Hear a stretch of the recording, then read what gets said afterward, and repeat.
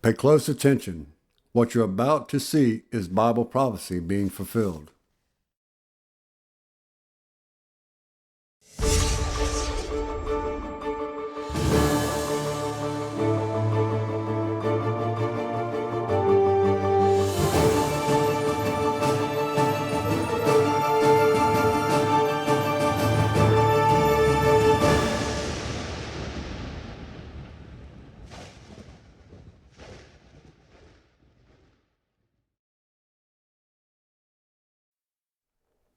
Welcome to another edition of YPN News, bringing you the news that relates to Bible prophecy and foretold by Yeshua Hawkins.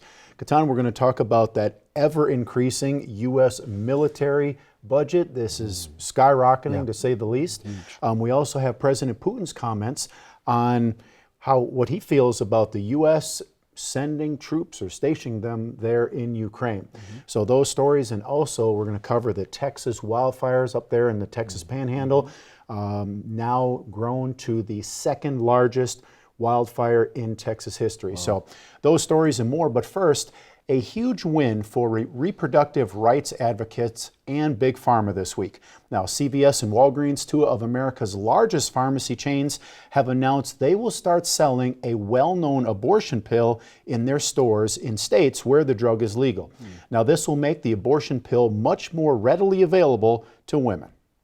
Mifepristone is the name of the drug, and it is used for over half of all abortions in the United States already, as well as to manage miscarriages. One senior staff attorney for the Center for Reproductive Rights told CBS Evening News, quote, "This is absolutely a game changer.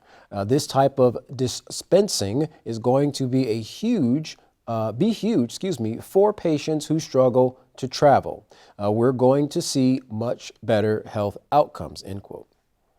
Well, Walgreens came out with the statement saying that they have, quote, completed the FDA certification process to dispense mifepristone and expects to begin dispensing within a week, consistent with federal and state laws. Now, we are beginning a phased rollout in select locations to allow us to ensure quality, safety, and privacy for our patients, providers, and team. CVS released a similar statement saying, quote, "We're working with manufacturers and suppliers to secure the medication and are not yet dispensing it in any of our pharmacies, but we'll begin filling prescriptions for the medication in Massachusetts and Rhode Island in the weeks ahead." They said, CVS, but they also said they're going to be supplying all their other stores in those states and then expand from there. Well, Walgreens will begin selling the drug in some of their stores in California, Illinois, New York, Pennsylvania, and Massachusetts. Now, this announcement and the actions that follow will make mifepristone the most accessible it has ever been. Now, before this decision, the abortion pill was only administered by authorized doctors, clinics, or telemedicine abortion services. Now, while the cost of the pill will be about $79, it could possibly be covered by insurance, but it will require a prescription. Well, I think it's a really sad day in America for the women of this country. Well, this says Carol Tobias, president of the National Right to Life. She said she urges women to, quote, "seek out a local pregnancy center and talk to them before taking this pill. There are other alternatives available," end quote. Well, while CVS and Walgreens are planning to sell the abortion drug in nearly half of their stores across the country, mifepristone's future is yet to be decided by the Supreme Court, who will begin hearing about restrictions on the pill March 26. Well, how many of you have heard about deep fakes? Well, the term was coined in 2017, and according to Wikipedia, deep fakes are the manipulation of facial appearance through deep generative methods. Now, while the act of creating fake context is not new, deep fakes leverage powerful techniques from machine learning and artificial intelligence to manipulate or generate visual and audio content that can more easily deceive. Well, according to Emanuela Saliba, an ABC senior reporter, there isn't really any way to protect our photo images online from being replicated into deep fakes. And of course, you can be careful what you share online if you have children, protecting their identities and other personal identification like your home, address, street names, etc. She said, however, this will not prevent people from using your pictures or videos already on the internet to create deep fakes. Well, when it comes to audio technology, Saliba says if you are having a phone conversation with a friend or family, you could have a special password or security code that you use only with them to verify you are actually talking with them and not some AI impersonator or other fraud. But that does not help in the case of pictures. And Catan, always a great idea. Watch who takes your picture and watch what pictures you put out there. That's right. That's right. Social media companies are under great pressure to help people understand what images have which images have been generated using AI and what is an actual human being. Currently, they are exploring adding labels or other identifying marks to help users to know the difference. Some are questioning the validity of using AI at all on these platforms because the goal in these artificial intelligence deepfakes is to mislead people in some way or another. Well, some social media companies already have policies in place against using AI deepfakes. However, they do not have the tools in place to detect them and expose them.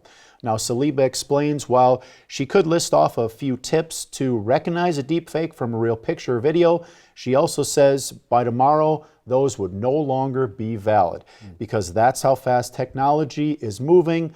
And then she said, seeing is no longer believing when it comes to what we see online. Yeah, it's, you pretty much have to question everything to make sure what you're hearing or seeing is actual facts. Right. Well, she also warns that basically we just need to be very suspicious and skeptical about what we see. You can try finding the original source and definitely not have an emotional reaction to what you see online. But of course, we need to understand this technology is highly developed and often used with the intent, like you just said, to deceive. Well, we're now going to turn to our field correspondent, Larry McGee, who has been covering several stories for us, including the large Texas wildfire grown to the second largest in Texas history. Larry, what can you tell us about the fire? Has there been any containment or any help with the weather? What's the latest? As the world's leading experts continue to uncover the deep and intrinsic relationship between human life and the earth, what is also becoming simultaneously apparent is the consequences of human choices upon the earth. The word scorching was used with regard to 2023 more times than most people care to recall. And a planet off kilter experiencing extreme heat presents a number of different problems, including wildfires. We are barely into the third Roman month of 2024 and already such reports are rolling in. In Texas, the governor recently declared a disaster area in 60 counties, stemming from the second largest wildfire in that state's history. The Smokehouse Creek fire blazed through over 850,000 acres before jumping over to Oklahoma, where it scorched an additional 30. Though the impact of the unnatural disaster has been devastating, victims say they have the choice to either get bitter or get better, and they are choosing to get better. As the world moves towards greater conflagrations, there is less confidence among many people that things will get better, and this is leading to a general increase in protests related to dissatisfaction with the world's present course and the powers that be. With emotions at their peak, there is also now emerging what are being called extreme acts of protest, where individuals risk their lives to attract attention to their cause and demonstrate disagreement with government positions and policies.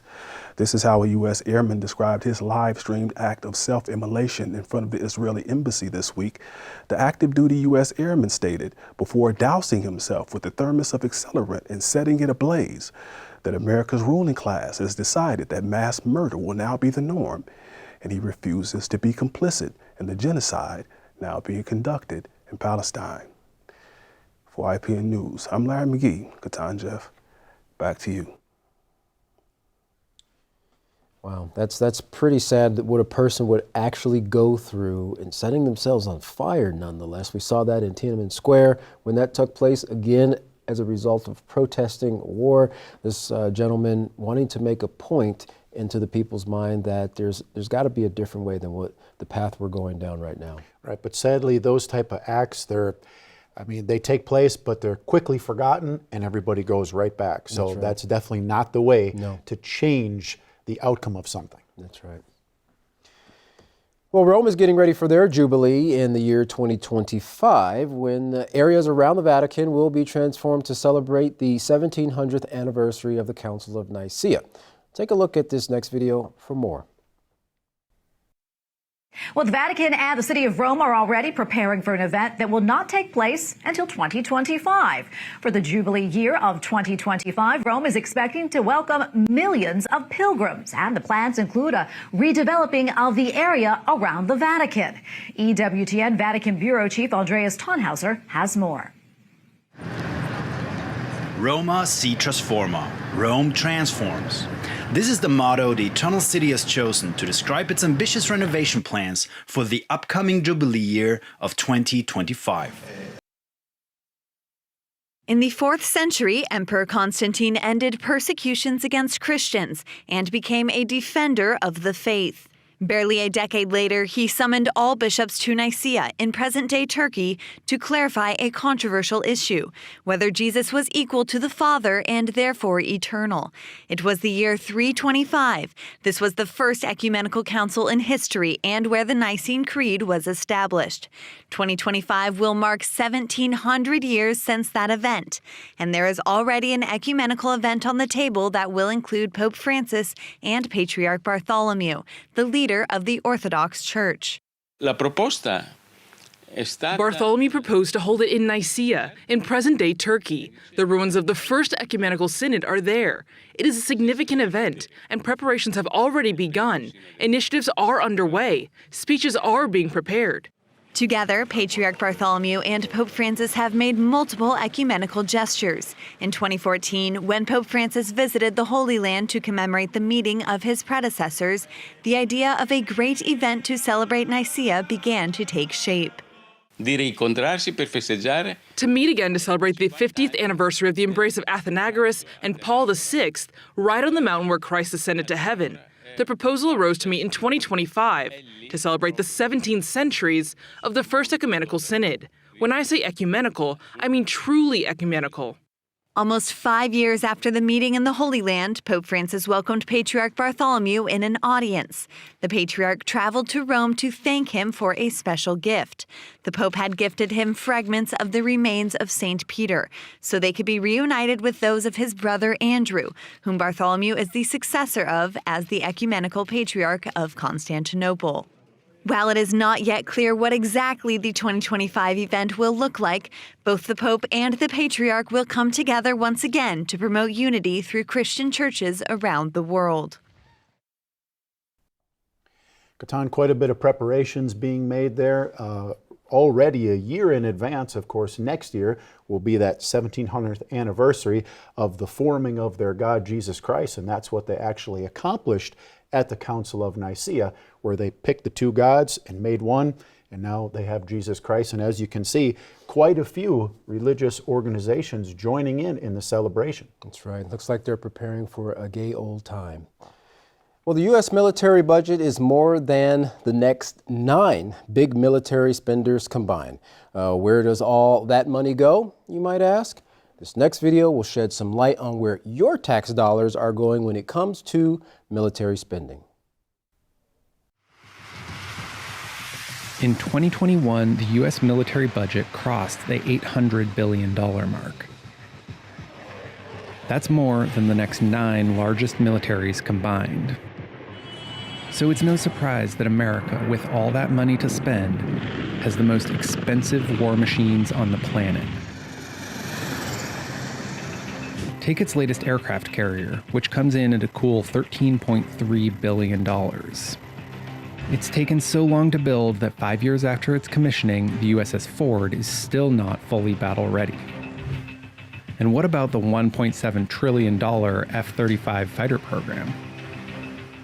The U.S. Air Force recently grounded its entire fleet of fighters for broken ejection seats. Some of America's war machines are currently in action in Ukraine, like Javelin anti-tank missiles. howitzer artillery cannons. And drones, too, like these California-made Switchblade loitering munitions. The bill for America's latest war tech could run into the trillions of dollars. But let's take a closer look at their true cost. These 40,000-pound underwater bombs are just another test before the U.S. Navy's largest and most expensive aircraft carrier is declared combat ready. The USS Gerald R. Ford is the first in a new class of carriers with more firepower and a smaller crew. The previous class began service in 1975. The Ford was designed to save billions over a 50-year lifespan. Still, the Ford was double the cost of the last carrier built, and it's been plagued with unexpected costs and delays. Just unclogging the toilets can cost $400,000. Wow, over $750 billion on military spending. And Katan, I always knew plumbing was expensive, but I had no idea that it could be that expensive. $400,000, not to replace, just to unclog. Yeah, wow. It's expensive plunger. Well, Russian President Vladimir Putin has warned NATO countries they risk nuclear war if they send troops to Ukraine. In a State of the Nation address, he told the audience that he would send troops to Russia's west, which is close to the new NATO members, Finland and Sweden. This warning comes after France's president said that the Western nations would not rule out the possibility of sending troops to Ukraine. That statement, of course, was later rejected by the United States and Germany. Well, some of the things mentioned in his speech was address the fact that they, the West, should understand that we also have nuclear weapons, and weapons that can hit targets on their territory. Now, everything that the West is threatening the world with now can result in a conflict involving nuclear weapons and therefore the destruction of civilization. In regards to the rumors suggesting that Putin wanted to station nuclear weapons in space, he said that was fake news and accused the United States of spreading those rumors. He also said that the arms industry in Russia is running at full speed, which is an indication that the end to the war, the conflict there in Ukraine, is not in the near future. Well, is the world on the edge of World War III? Well, looking at the state of global activities, many are wondering why World War III hasn't already started. Now, this next video will shed some light on the looming dangers of war between many countries. Take a look. The world is in turmoil. The world is in tremendous danger. We're in danger of possibly a World War III. Everywhere you look, tensions are escalating and conflict is rising. I think everybody has to be very worried, right? Because if you weren't worried, that's when disaster is going to strike. And you can't help but wonder, are we now on the brink of World War III? We're in a precarious place right now. Turmoil continues in the Middle East, with the Israel war threatening to expand to other regions. Iran-backed militants attacking US forces met with swift retaliation. And all of this on the backdrop of the threat of China. The question is, how worried should we be? You know, the likelihood is in the hands of many different people because it can be accelerated or decelerated. Think of the world as a big forest, and there's a couple of big fires going on. And so, you know, the wind can blow the fire in a certain direction. You can put out some of the fires. But what you also have is in this case is a lot of arsonists, right? So there are people intent on trying to start more fires around the world, and that's what is the danger right now with so much fire burning. I think everybody has to be very worried, right? Because if you weren't worried, that's when disaster is going to strike. So in some respects, there's a land war in Europe, right? Land wars in Europe never end well for the global, you know, for everybody in the world. There's, you know, the potential for all of the Middle East to be at war. What war in the Middle East will not stay in the Middle East because, right, energy still for most of the world comes out of there. So you have two regions of the world where they are at war, Africa, you've had several coups, right? So the Russians, the Chinese are overthrowing democratically elected government. And now you have the Venezuelan army moving on its neighbors in South America. So it's hard to, if you sat back and said, nah, don't worry about it, right? Everything will work its way out. I think you have to, right, the old saying, right, in order to deter war, you have to prepare for war. And so, I'm very worried, right, because again, arsonists in this world who want the world to tip into chaos are out there, and they can take advantage of this very easily. And we're relying in some respects on them not doing that. And that's not a good strategy when you rely on your adversaries to not do something bad. Well, you can definitely see in considering World War III and the big spending that's taking place with the United States, $800 billion in military weaponry. They're not gearing down. They, along with others, are gearing up for a global conflict. Right, and the World War III, it's not a matter of if it's going to start, it's a matter of when. And as you said, everybody is gearing up for it. It's just a matter of who's going to make the first move. And amongst the nations, leaders have made the term nuclear an everyday kind of household word. Common word. So we're going to see more about how this progresses. If you would like to learn more about what the prophecy says is in the near future for mankind based on their choices, contact the House of Yahweh. And when you do contact the House of Yahweh, don't forget to request your free copy of the Prophetic Word magazine and the monthly newsletter. Here's how. To contact the House of Yahweh, you can write them at The House of Yahweh, P.O. Box 2498, Abilene, Texas 79604. You can call them at 1-800-613-9494. Visit them by going to any of their websites. You can go to Yahweh.com, YisraelHawkins.com, or Yahweh'sBranch.com. You can also visit our website by going to YPNnews.com.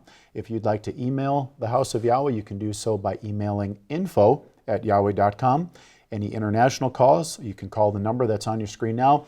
And once again, don't forget to go and check out two absolutely phenomenal Bible study helps, the Yisrael Says program by going to YisraelSays.com and the Ask Yisrael program by going to AskYisrael.com. Well, don't go anywhere. Grab your pencil and your paper and your scriptures and prepare yourself for another classic sermon from Yisrael Hawkins. From all of us here at YPN News, I'm Katan Alexander. And I'm Jeffrey Harmerman. Thank you for watching.